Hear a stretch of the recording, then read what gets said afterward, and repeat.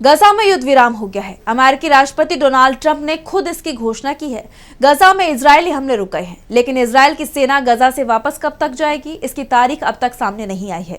ऐसे में इस युद्ध विराम को लेकर कई सवाल भी उठ रहे हैं कि क्या इस बार ये समझौता टिक पाएगा, तो क्या गजा में आएगी शांति। आखिर किन मुद्दों को लेकर ट्रंप की शांति योजना पर उठ रहे हैं सवाल, जानने के लिए देखिए ये रिपोर्ट। गजा में शांति की उम्मीदें बढ़ती जा रही हैं। हमास और इजरायल ने अमेरिकी राष्ट्रपति डोनाल्ड ट्रंप के 20 सूत्रीय शांति प्रस्ताव पर हस्ताक्षर कर दिए हैं, जिसके बाद गजा में युद्ध विराम की घोषणा भी कर दी गई।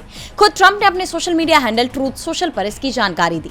उन्होंने लिखा कि मुझे ये घोषणा करते हुए बहुत गर्व हो रहा है कि इजरायल और हमास दोनों ने हमारी शांति योजना के पहले चरण पर हस्ताक्षर कर दिए हैं।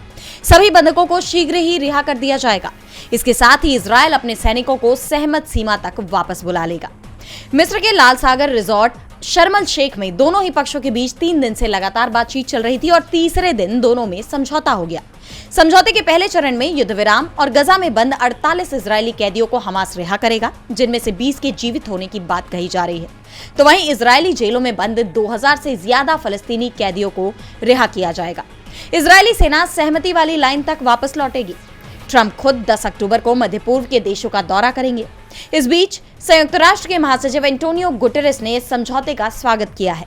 उन्होंने कहा कि मैं सभी संबंधित पक्षों से समझौते की शर्तों का पूरी तरह पालन करने का आग्रह करता हूं। सभी बंधकों को सम्मानजनक तरीके से रिहा किया जाना चाहिए। एक स्थायी युद्ध विराम सुनिश्चित किया जाना चाहिए। ये पीड़ा अब खत्म होनी चाहिए।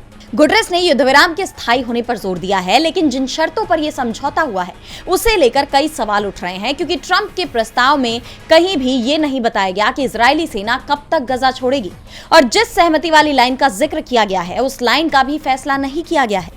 वहीं हमास पूरे निरस्त्रीकरण और गजा छोड़ने को तैयार नहीं है, जबकि इजरायल का कहना है कि इसके बाद ही इजरायली सेना गजा छोड़ेगी, ताकि इस बात का भरोसा रहे कि दोबारा जंग के हालात न बने। ऐसे में इस समझौते को लेकर कई सवाल अब भी बने हुए हैं। डीबी लाइव ग्लोबल की रिपोर्ट।